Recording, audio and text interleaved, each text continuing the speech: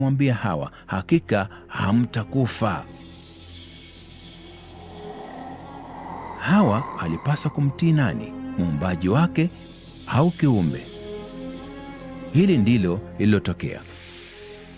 Mwanamke alipoona ya kuwa ule mti wafaa kwa chakula, wapendeza macho, nao ni mti wa kutamanika kwa maarifa, basi alitoa katika matunda yake akala, akampa na mumewe, naye akala. Mwanamke alikula, mwanamume alikula. Hawa alikula tunda waliokatazwa kwa sababu alidanganywa na udanganyifu wa Shetani. Adamu alikula kwa sababu alichagua kwa makusudi kufuata njia yake mwenyewe kuliko njia ya Mungu. Badala ya kunyenyekea kwa muumbaji wao mtakatifu na mwenye upendo, mwanadamu akasalimu amri kwa adui.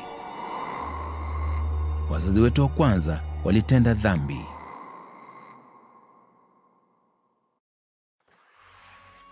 Adamu aliteuliwa kuwa mkuu wa wanadamu. Ni yeye aliyeagizwa na Mungu asile tunda la mti wa ujuzi wa mema na mabaya.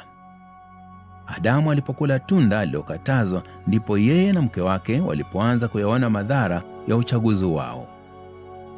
Wakafumbuliwa macho wote wawili, wakajijua kuwa wa uchi, wakashona majani ya mtini, wakajifanyia nguo.